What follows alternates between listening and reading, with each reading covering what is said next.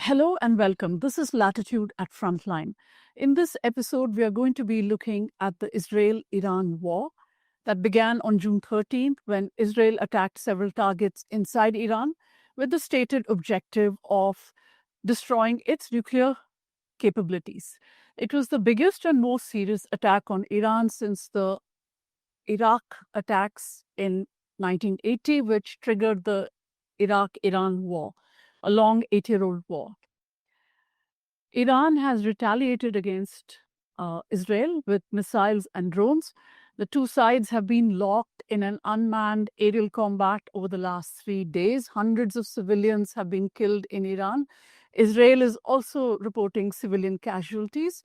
How is this war going to unfold? And crucially, how is India likely to be impacted by this conflict and its geopolitical consequences? For answers to these questions and more, I'm joined by Ambassador Navdeep Suri, a former Indian Foreign Service officer and writer who knows the West Asian region very well and remains engaged with it. He has served as ambassador to Egypt and the United Arab Emirates. Welcome to Latitude, Ambassador Suri. Thank you, Nirupama. Pleasure to be with you. Let me start off with this G7 meeting that's going to take place in Canada today, the summit that opens today in Canada. So far, Israel's been acting with impunity in Gaza, and the world has been helpless to stop it. Now comes this attack on Iran, unprovoked. So what is the world going to say? What are the world's most wealthiest nations who gathered in Canada? What are they going to say today? What do you expect them to say? To be honest, Nirupama, I don't expect anything more than platitudes. I think what you're going to see is the usual calls for restraint and de-escalation and resumption of negotiations. But we also know that none of the G7 members have the inclination to cross Israel on this matter. Even countries like Canada and UK and France, who belatedly and reluctantly came out on the Gaza massacres, might find it convenient to maintain their silence on this particular issue. So yes, it's going to be interesting to see that the 7 most wealthy countries are meeting in Canada.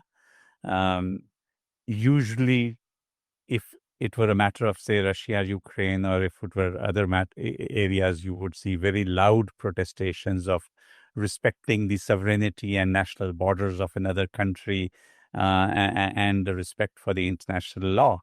But in this case, I think there's very little doubt that Israel has clearly violated international law. It has violated the sovereignty of Iran by launching these preemptive strikes.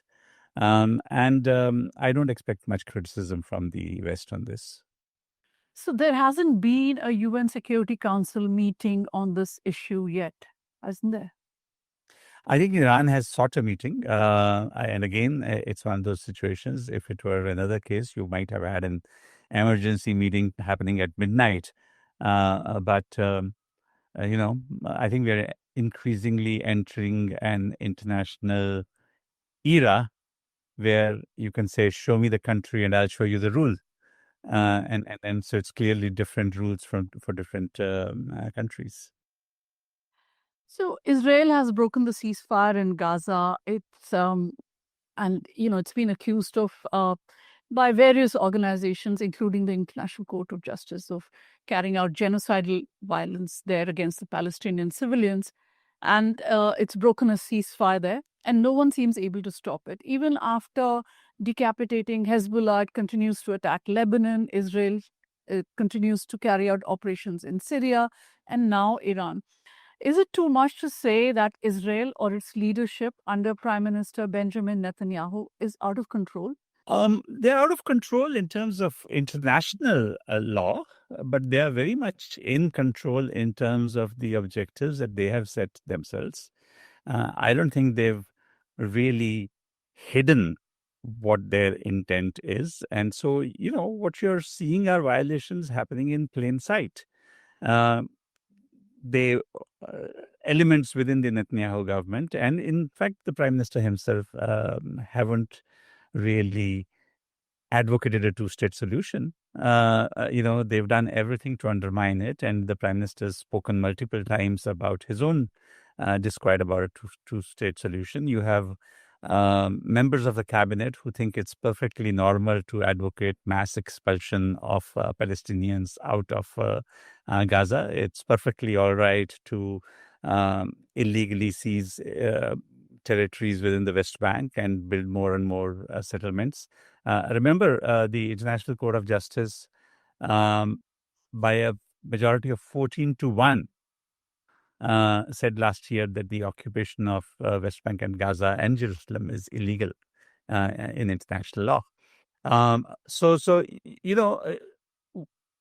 Despite whatever the International Court of Justice has said, despite whatever the International Criminal Court has said, and the disquiet that you're beginning to see now from some countries around, none of this has made a difference, because the only country that realistically has any leverage on Israel is the United States.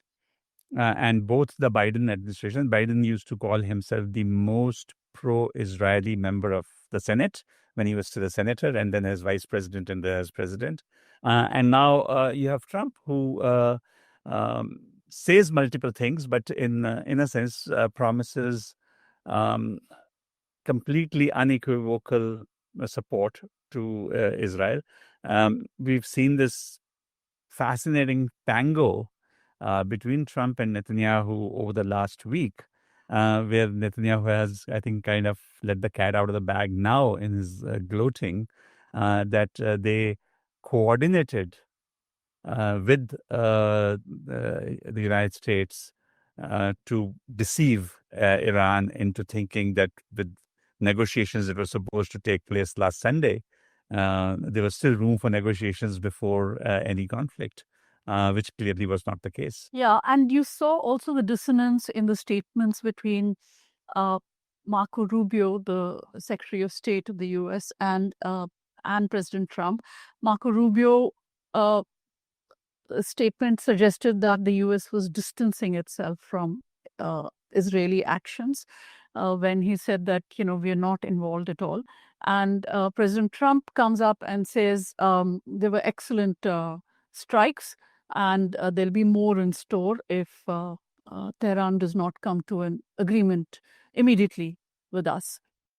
So Rubio, as the Secretary of State, as the head of a State Department that still has a very large number of professionals, I guess has to maintain a degree of consistency in what the State Department's formal stated position is. Trump, on the other hand, has normalized a situation where you can express four mutually contradictory things in quick succession. And it's almost come to a point where he can get away because people will say, that's Trump being Trump. So what would be inconceivable or certainly unacceptable in a normal presidency in the United States has now been normalized, that the president can say multiple things which are mutually contradictory. And we see that happen over and over and over again, including in this particular case, where he's said one thing on one day and another thing on another day, and he lets you take your pick. Which one do you believe to be true? Or which is the final statement on the subject? You mentioned how if this would have been Russia and Ukraine, there would have been a UN Security Council meeting immediately, an emergency meeting and all that. And also how we saw, the alarmed cries go up that, Europe was being destabilized by this war, and how the whole international order is under threat. Now, it's going to be West Asia that is going to be destabilized further. It's already been destabilized, and now it's, staring down an abyss. And this destabilization is in fact going to be more dangerous. It's a very volatile region, but yet you have countries very- quite sanguine, if I may use the word, about what's happening in that region. Yeah, but I think when it comes to the Arab states of West Asia, Iran's neighbors to the west, I think you have to take a far more nuanced view on this, because Iran's actions over the last couple of decades did not win any friends for it in the region. And at best, I think what you have is a cold peace kind of a situation between Iran and its Arab neighbors to the west. The reason is that uh, whether it is Saudi Arabia or UAE or Bahrain or Syria or Lebanon, these countries have seen over the last 2 decades a pattern of Iranian interference in their internal affairs. Iran, through the IRGC, the Revolutionary Guards, has tried to establish outposts.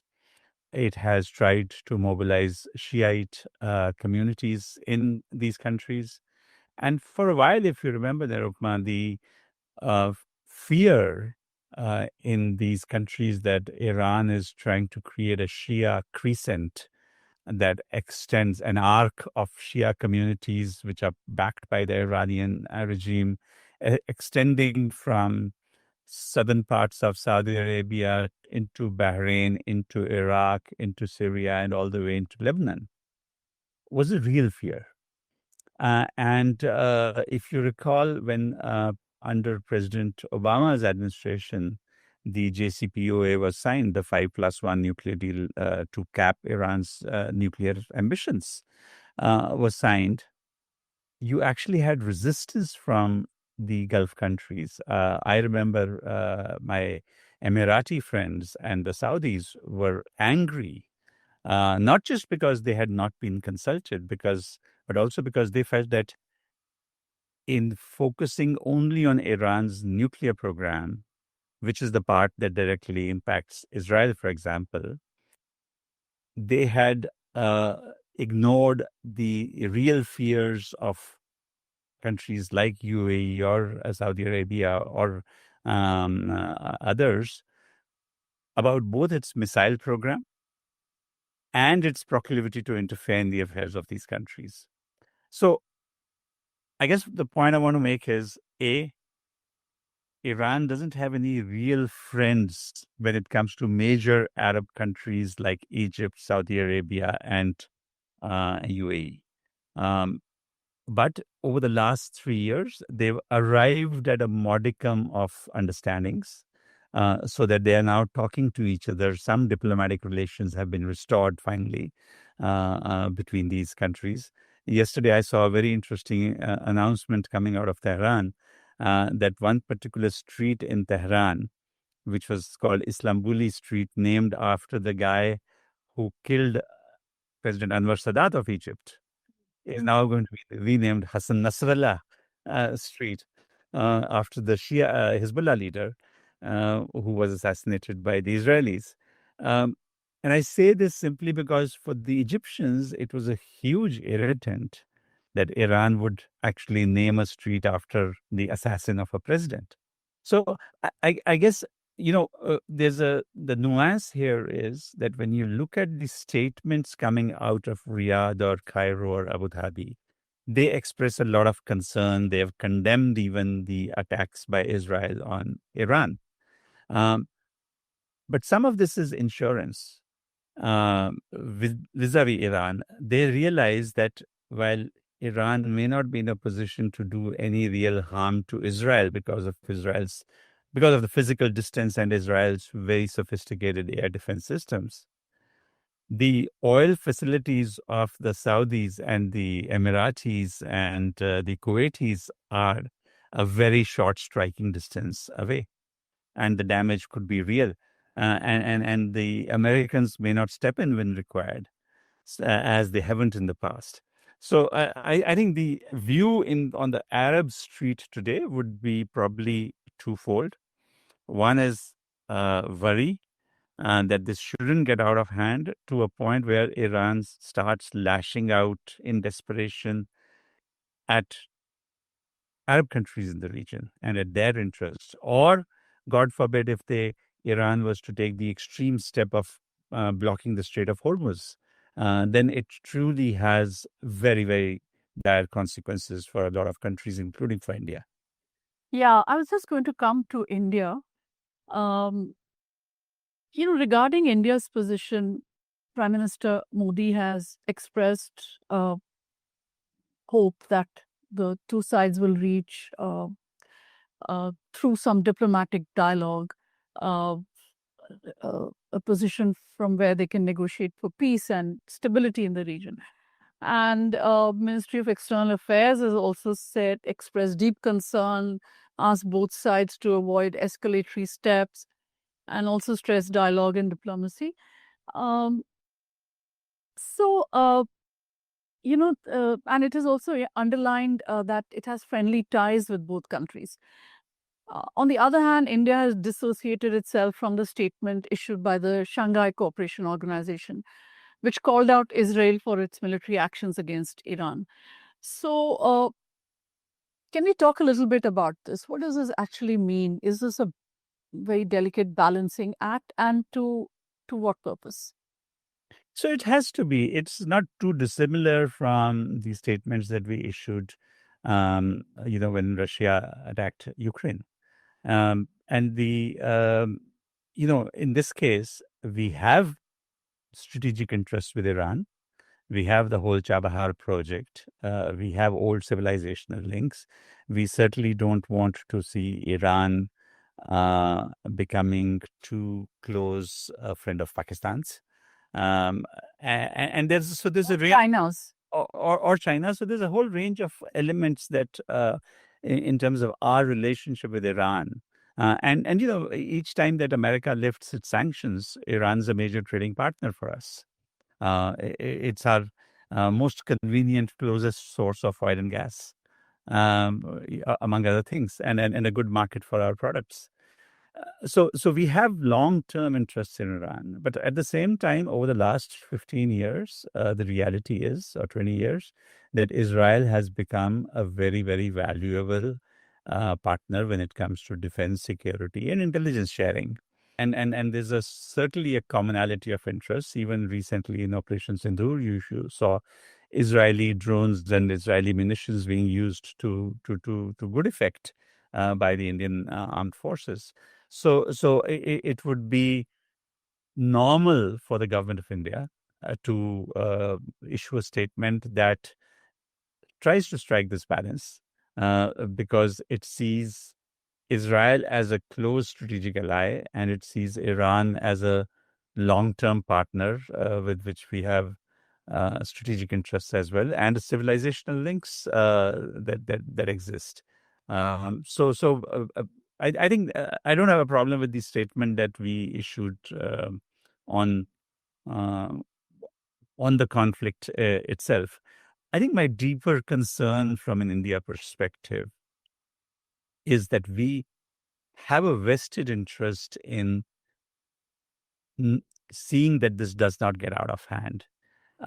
We have a vested interest that Iran is not pushed to the wall where it sees that it is losing the battle and losing face in front of its own public, and is therefore um, almost forced into doing desperate things.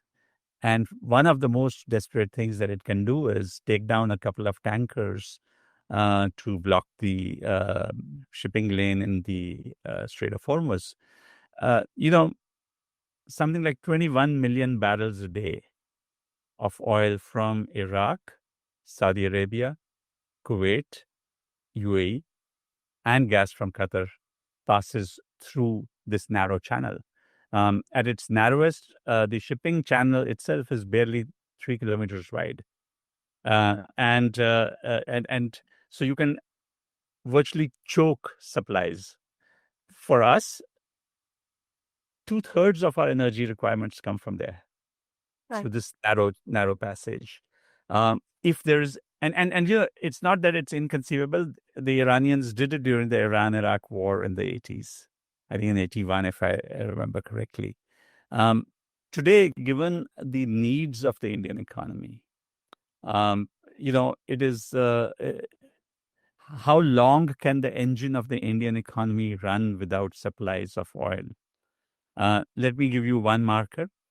I was fairly closely involved during my stay in Abu Dhabi in establishing India's first two strategic petroleum reserves in Mangalore and in Padur. And then there's been a third one that has come up in Visakhapatnam. Between the three of them, their total capacity today is 5.3 million metric tons, which is barely 10 days requirement for the Indian economy.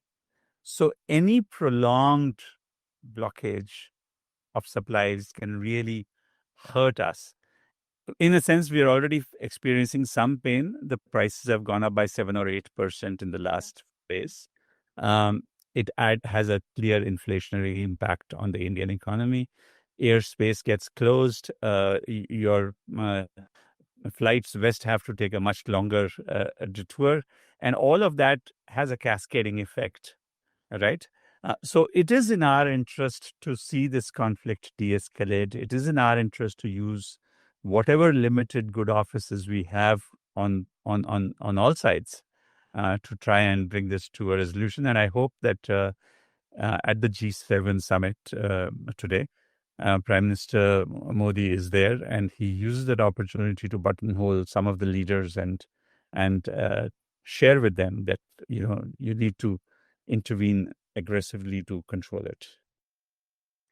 India's position is also, in some respects, I'm reading it with the vote on the ceasefire in Gaza in the United Nations General Assembly. There, India abstained, and it was a very puzzling decision because just last December, 6 months ago, India had voted in favor of a ceasefire, voted for a ceasefire in Gaza. So the abstention came as a surprise. After this abstention, you have this very delicate balancing act by India on this conflict, for which you have explained the reasons. I'm just wondering if it also has something to do with our relationship with the Trump administration right now, with President Trump himself, and the trade talks that are said to be at a delicate stage, um, and where we are expecting something, where we are expecting to arrive at an agreement soon. So, is it also with with one eye to not disrupting that the whole relationship with President Trump, that we have abstained in the General Assembly, as well as been very, very careful in our statements on this issue? Nirupa, I don't know whether I would go as so far as to connect it with our trade negotiations or our generally somewhat fraught relationship with President Trump at this point of time, given his frequent pronouncements of mediation on India-Pakistan matters.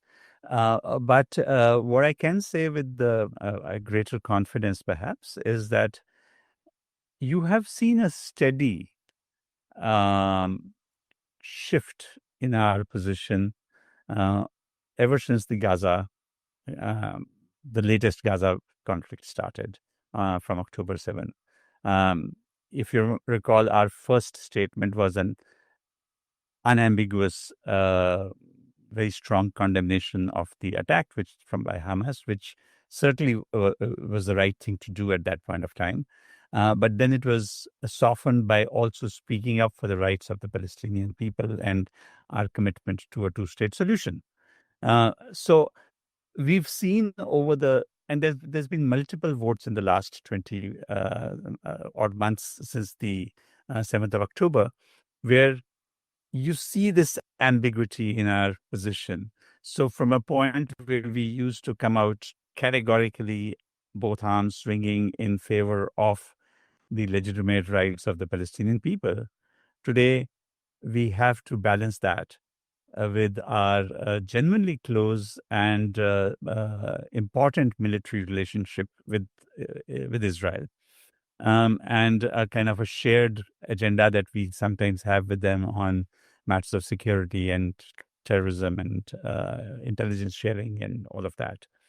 Um, I think the risk here in trying to take such a balanced position on a matter that is exercising the international community and particularly the global south is that it undermines our ambition to be a voice of the global south. We sometimes find that and this happened at the BRICS summit also, that then we become the subject of criticism, not from the usual suspects like America, but from friends like South Africa, who are obviously taking a much stronger position on these matters. And historically, based on historical example, would expect India to take a stronger position. So our position has moved. We're trying to maintain a much greater balance, which I'm sure we believe is in our enlightened self-interest in terms of what we need from which country. But it does it does undermine our other ambition to be a global South leader. Talking of other Indian interests as well, the idea of the India, Middle East, Europe corridor, IMEC as it is called, which was announced by President Joe Biden in Delhi after the G20 meeting here, it's been struggling to stay alive since then. The first blow against it was, of course, Israel's unending war on the Palestinians since October 7, 2023. Then it seemed to have faded from Trump's memory as well when he visited Saudi and Qatar and UAE recently last month. And no one reminded him. During his visit to Europe, Mr. Jaishankar tried to jog the EU's memory on this connectivity project. But with this whole conflict between Israel and Iran, its future looks even more uncertain now. Would you agree with that view? Only in part. And the reason is that actually multiple European countries, particularly the French and the Greeks, have shown huge enthusiasm. The Greeks see themselves as the logical point on the European side of the corridor. The French also see a possibility of ports in the south of France being nodes for the corridor. The French actually have appointed a presidential envoy to take this forward. And the Greek president raised it quite strongly when he was here. So you do have traction on the European side. I think the other traction that you have is on the India UAE leg, where uh, in a sense the effort is to create a template on things that can then be scaled up beyond India UAE. So you have a lot of work happening on what is being called the virtual trade corridor, which means can you have a paperless movement of containers? Can you harmonize standards? And can you harmonize customs processes to enable that seamless transfer to take place of a container leaving Nhava Sheva or Mundra, arriving at Jabal Ali, getting on a train, and then going through Saudi Arabia. Now, the issue, I think, is given where we today stand, the Saudi Arabias are going to be less than enthusiastic, and the Jordanians are certainly going to be very suspicious about this. And so the long rail bridge that is to take your cargo from Jabal Ali to Haifa port remains a question mark. Um, and so long as Israel continues with its belligerence vis-a-vis the Palestinians and its other neighbors, it certainly casts a doubt. But the people who proposed this project also realized that intrinsically this is a long-term game. You know, even in the best case scenarios, we haven't even reached a point where the techno-economic feasibility studies have been completed. Detailed project reports have been done. Financing models have been put in place. So I think we are years away from seeing this connectivity become a reality. Uh, and you know, I'm sure the optimists will hope that by that time, some modus vivendi would have been found for Israel to be in some kind of harmony with its with its neighbors. No government stays forever. No war stays forever. So I guess that's the optimism behind the ongoing efforts. Look, I think the extent that the India Middle East Europe corridor creates an alternative to the Chinese Belt and Road Initiative. And remember, it is an economic corridor, not just a trade corridor. And so integrated into the vision for the corridor is not just that physical goods and containers are moving, but also secure and trusted high-speed data connections that link the countries and renewable energy pipelines that can connect, whether through green hydrogen, liquid ammonia, or whatever other new forms. So the vision behind this is also has that elephant in the room, which is China. And to that extent, I think if the U.S. strains with China continue as they are, then the Americans, regardless of which administration, and currently you're a particularly mercurial one, but you will have Americans see a long-term strategic interest in promoting this corridor to the extent that it does create a viable alternative. Having said that, America is actually not a part of this, even though Biden announced it. The corridor itself physically connects India, Middle East, and Europe. And so it's countries in the region that first and foremost must come on board. You know, there, as you mentioned, there are fears that this conflict will expand. It could draw in other countries in West Asia, and it could draw in the United States as well. So far, that hasn't happened, but who's to tell how Iran will take its retaliation? Um, there's also talk about regime change uh, in Iran. That is also seems to be one of the that also seems to be one of the objectives of this of uh, Israel's attack on Iran. How is that likely to go down in the rest of West Asia? It you know if Israel can carry out regime change in Iran, it could be another country in the region tomorrow. So on that, how do you see the rest of the region responding? I think, Nirupama, the region is acutely sensitive about this subject, acutely aware of the massive pitfalls that lie in the path of such an ambition. They saw the impact of the Arab Spring, as it was called in 2011. You had regime change from Mubarak to Morsi, but you got the Muslim Brotherhood government in place, and that's anathema to many countries in the region. Beyond that, I think our friends in Israel would do well to remember that experiments in regime change in the region have gone very badly. Um, you have the live examples from Afghanistan with the Taliban 1.0 when it was removed.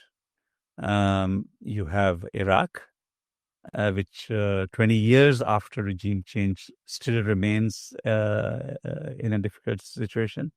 And you have Syria, where the efforts didn't go particularly well. So, there's enough, the region is littered with examples of uh, people having this brilliant idea of regime change. And then, so unless it's your conscious decision that I want to leave the region in a state of chaos, nobody would want regime change unless it's organic. The whole effort at externally imposed regime change, I think, has been an outstanding failure. And there's history to prove it. Right. And what about its other objective of destroying Iran's nuclear capabilities? Is that going to be achieved, or is that achievable by through war, through attacks by Israel? Okay, in a hypothetical scenario of actual boots on the ground, which physically take charge of the Fordo facility and go underground and blow it up. Short of that, it's hard to see how the nuclear program can be destroyed. Because also remember that a nuclear program isn't just the hardware, it isn't just the centrifuges that you see. It's also the knowledge base that has been built up cumulatively over the years by hundreds and thousands of people working on those projects. And so while you can take out half a dozen scientists, it's not easy to destroy the knowledge base that has enabled that program to be where it is today. So I think even the most hardcore Israelis, hard right Israelis, are beginning to acknowledge over the last day and a half that you can't actually destroy Iran's nuclear program, and that is why the talk of regime change comes in. That if we can't destroy the program, then maybe we can destroy the regime and hope that a more benign regime comes in place that will not have a hostile intent with its nuclear program. But as I said, this is all crystal ball gazing. We have nothing much to go by on that. Mr. Suri, thank you very much for your time and for your insights. It was a pleasure speaking to you. Thank you very much, Nirupama. It was a pleasure.